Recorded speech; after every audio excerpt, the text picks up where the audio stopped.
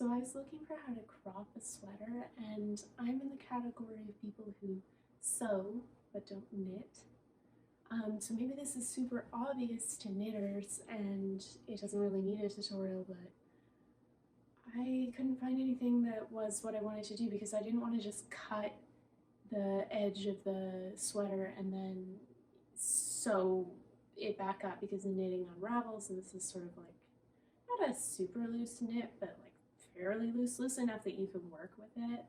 So this is specifically for cropping a knit sweater that's like chunky enough that you could conceivably pick up the stitches on a knitting needle. And I crop the sweater and bind off the edge with a stitch that knitters use, using some of the yarn that's been frogged from the bottom edge of the sweater. And so it ends up with this nice, neat edge that is, you know, not just cut, but actually bound off. And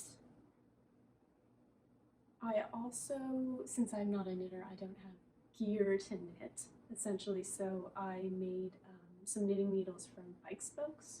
So I showed, it's pretty easy, but I show you how to do that too. If you want to make some bike spoke knitting needles of your own, the world is a junkyard. You might as well make stuff from it. So this is the sweater that I cropped, and I'm pretty happy with it. It came out how I wanted. There are some caveats with undertaking a project like this. I knew it was distinctly possible I could wreck the sweater. I was okay with that because I haven't been wearing it because it wasn't that flattering on my body.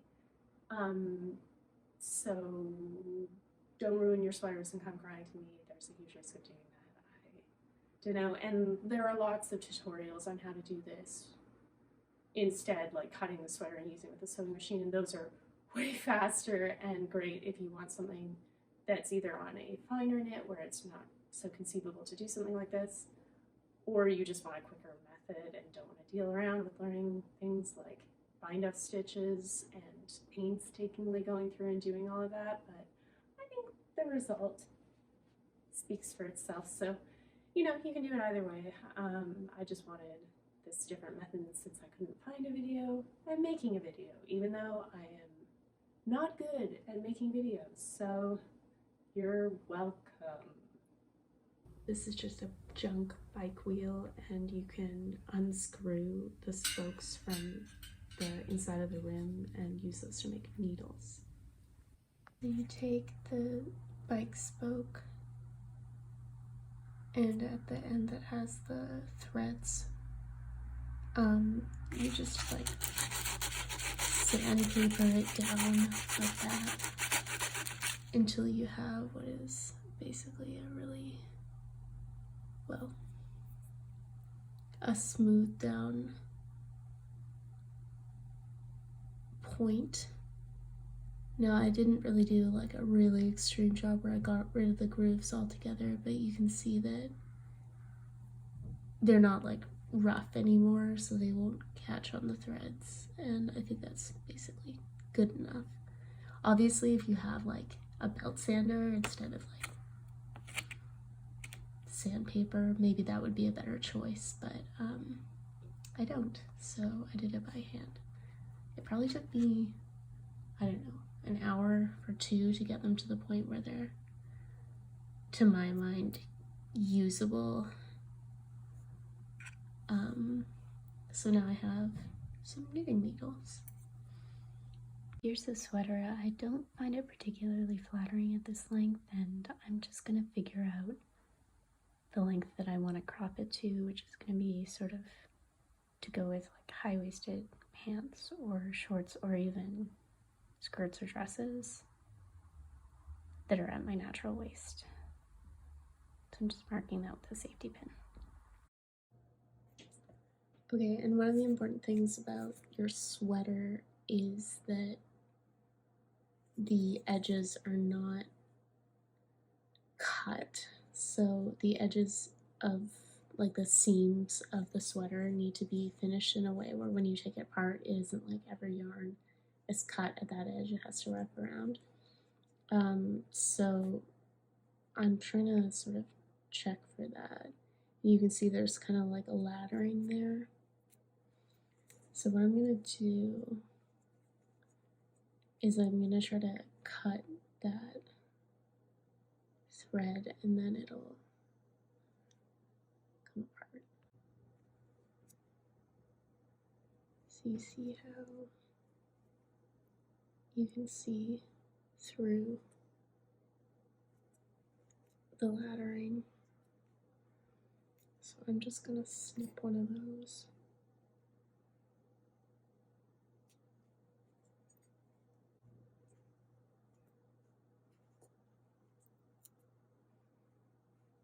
So the reason it's important that the edge is finished and wrapped around is because when you frog the yarn, your whole sweater won't come undone. So now I've got the seam of the sweater open all the way up to my safety pin, and what I'm going to do is I'm going to take the needle and insert it into the right stitch of every or the right leg of every stitch, and then I'll unravel it to that point. The needle stops it from unraveling further and lets you finish it neatly. I'm showing this on a chunkier sweater because it's actually really hard to see the stitches on the sweater I'm working on. So this is how you pick up the stitches. So each of these B's is the leg of a loop of a stockinette stitch. So since my sweater is knit in stockinette stitch, I can pick up the each leg of a loop. Show better. So you pick up one leg and skip one leg, pick up one leg, skip one leg, always picking up the same leg so that your stitches don't get twisted, and you end up with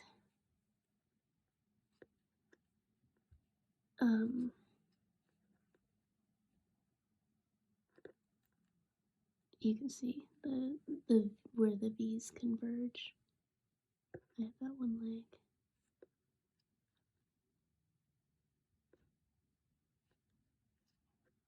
I imagine with other, if your sweater's knit in a different way, then you would have to do this in a different way to pick up the stitches. But my sweater has a very simple, so that would be, and you would do that all the way across the sweater at the point that you want to crop it to.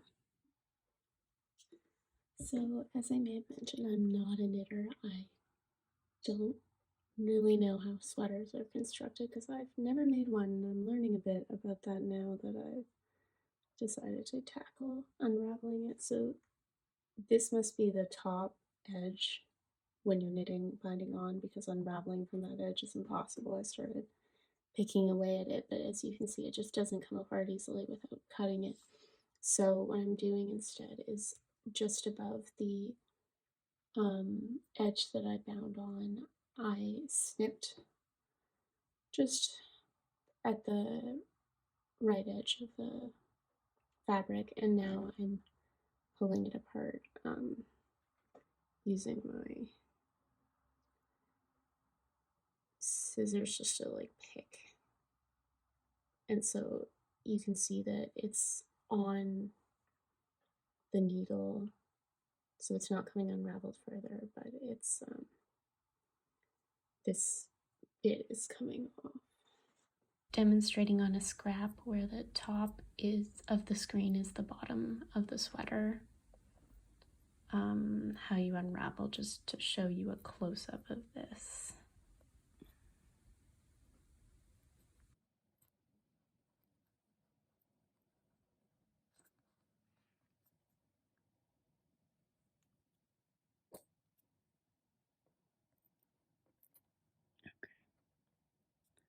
So it's kind of difficult to get going at the beginning, but once you get it going, you end up with a loose sort of thread flopping around there. If you don't have pointy scissors like this, I think you could use like a knitting needle or a seam ripper. The thread in this sweater, or the yarn in this sweater, is doubled for some reason. I don't know if that's normal or not. Maybe for commercial knitting it is. Anyway, as you can see, it starts to come away, and you can cut this floppy tail if you find it's starting to become too long to pull through, because every time you pull it through it kind of weakens it, so you might think, oh, I want to hold on to it so I can use it. I tried to do that and sometimes it didn't, it would snap, so I don't know. Usually you don't want to use lower quality material like that to, if you want to reuse it or mend something, you want it to be in good shape so that the work you're putting in is worth your time and it doesn't fall apart immediately.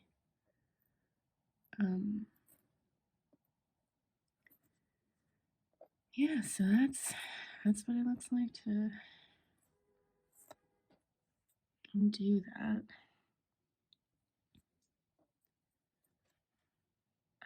So I'll just do a little bit more and then I'll demonstrate the binding off stitch. So if you imagine this is the sweater and this is the bottom of the sweater, and we've got that piece removed now, you want to take 2 stitches on a needle, like a tapestry needle, like that, and then take 1 backwards, like that, and then drop it off. And it'll be the same all the way along. So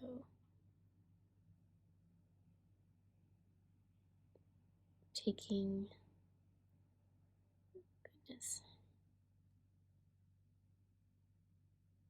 taking 2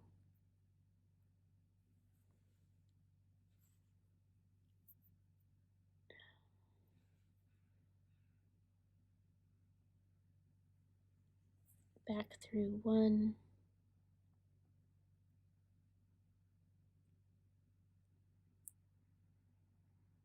drop it off.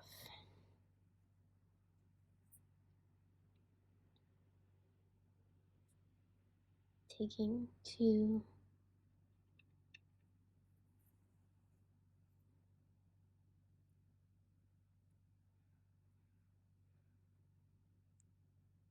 back through 1,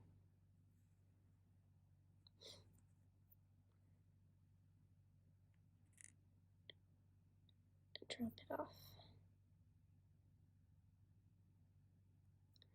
And you just continue that way, all the way across the bottom hem of the sweater, and that's what gives you a finished edge that won't unravel and has some decent stretch.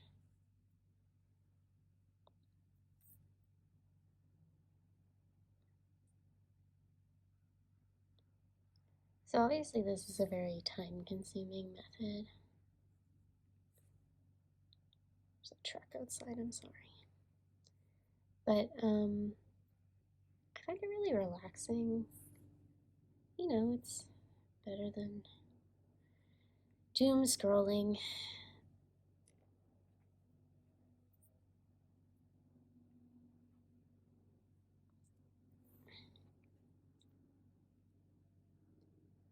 And realistically, this part actually doesn't take that long. I think the unraveling took me longer because I kept messing up and catching the wrong row and things like that. So maybe try to work, if you're going to try this, try to work with a chunkier sweater than the one that I have, because it's hard to keep track of such tiny stitches. I don't know. So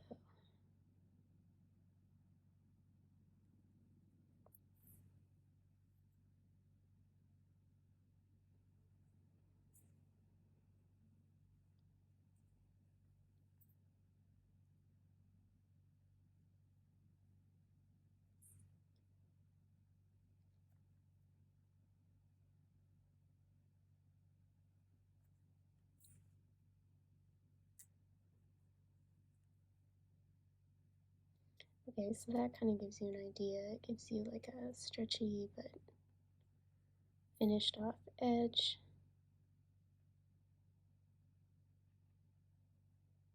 Into back one. So that's the Elizabeth Zimmerman stitch. I stitched all around, all along the raw edge with the Elizabeth Zimmerman stitch. So that binds it off, and I also stitched up the, whatever was open on the side seams that I previously had opened up. And this is the hem I'm going for, so I obviously, the original sweater has this hair. No, it has this ridgy sweater hem.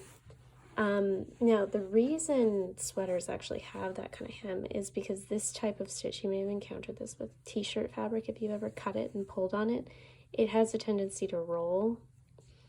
Same thing for this edge, it has a tendency to roll. But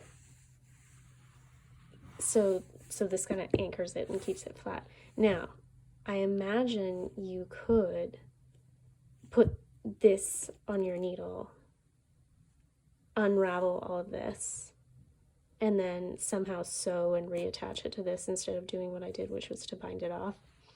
But I didn't want to do that because I wanted the sweater to be this long. I didn't want an extra chunk of hem on the edge. And I also like the look of this. So that would be something to potentially experiment with if you want a different look, or if the edge is rolling and that really bothers you. Another thing that you can do, and this is how I got any thread for the, stitching up the side or whatever, is you can frog, so you can unravel the yarn from the edge of the sweater, because this comes apart very easily, and you can use it to knit an edge on here. I'm not a knitter, I don't know how to do that. I suppose I could have figured it out, but that's not the look I was going for, so maybe for a future project. So there you have it, a cropped sweater. I'm really happy with how it turned out, and I think it's a lot more flattering on my body. It's inspired me to create a few outfits that go with it. I think it goes well with skirts or dresses. It also works with shorts. And, you can bust out the fluffy skirts, and that's kind of a cute look, as well as maxi dresses. It's very versatile. It's a great idea to shop your closet for things like this, because then you can expand the number of outfits you can put together without even buying anything, which of course limits your impact on the earth, because the most sustainable garment is the garment you already own. I hope this wasn't dreadfully confusing, and thanks for watching.